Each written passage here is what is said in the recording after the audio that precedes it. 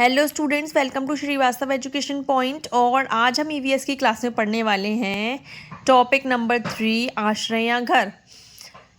जिन भी लोगों ने चैनल को सब्सक्राइब नहीं किया है वो चैनल को सब्सक्राइब कर दो और बेल आइकन पर क्लिक करो, जिससे जो भी वीडियोस आएंगी वो उसका नोटिफिकेशन आपके पास आ जाएगा। इसके बाद बहुत सारे बच्चों का ये डाउट आ रहा था कि जो भी हम ये ईवीएस की क्लासेस दे रहे हैं वो नोट्स जो हैं वो एनसीईआरटी बेस्ड हैं या नहीं। तो मैं इस टॉपिक को अच्छे से क्लियर कर देती हूँ कि जो भी नोट्स हैं वो सारे ही एनसीईआरटी बेस्ड हैं। प्रीवियस ईयर के क्वेश्चन पेपर्स भी अगर आप सॉल्व करोगे तो आप देख लेना इन्हीं सारे कंटेंट में से जो है वो क्वेश्चंस आते हैं।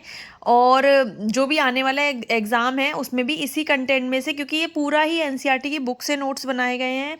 तो आप यही केवल इन्हीं नोट्सों को पढ़ लो तो आपका पूरा ही सिलेबस कंप्लीट हो जाता है ईवीएस का। पेडागोजी की भी क्लासेस आएंगी तो आप वो भी देख लेना। भी बच्चे हमारे चैनल से प्रिपरेशन कर रहे हैं, मैं उनको बता देती हूँ कि ये सारे ही एनसीईआरटी बेस्ड नोट्स हैं। तो आइए स्टार्ट करते हैं। सबसे पहला है असम। यहाँ बहुत बारिश होती है। घर बारिश के जल से 10 से 12 फुट ऊपर बनाए जाते हैं। बांस के खंभों पर घर बनाए जाते हैं और बांस को गरीबों का टिम्बर कहते हैं। जो सारे पॉइंट्स हैं वो एक दूसरे से कनेक्टेड हैं ताकि आपको लर्न करने में कोई भी डिफ़िकल्टी नहीं होगी। नेक्स्ट है मनाली। घर पत्थर और लकड़ी के बनाए जाते हैं।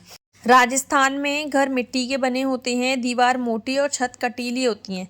अब हाँ, इसको कैसे आप लर्न करोगे? जैसे राजस्थान में जो घर होते हैं वो मिट्टी के बनाए जाते हैं, क्योंकि वहाँ पर इतनी फैसिलिटी नहीं है, पेड़ बहुत कम है तो लकड़ी भी बहुत कम है, इसीलिए मिट्टी के घर बनाए जाते हैं। और गर्मी के वजह से भी मिट्टी के घर बनाए जाते हैं।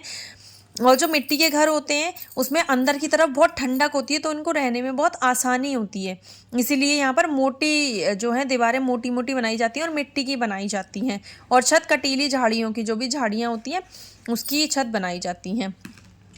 लेह लद्दाख। यहाँ बारिश कम होती है। निचली मंजिलों पर खिड़की नहीं होती है। ये जानवरों के रहने के लिए बनाई जाती है। यहाँ पत्थरों के घर होते हैं। छतें समतल और मोटी तने से बनी होती हैं। यहाँ 5000 मीटर ऊंचाई पर सुमसान पथरीला इलाका है। इसे चांगथांग कहते हैं। ये लोग घुमंतू होते हैं और बकरियां पालते हैं। इसके बालों से पश्मीना ऊन मिलती है। एक पश्मीना शॉल को बनाने में 250 घंटे लगते हैं।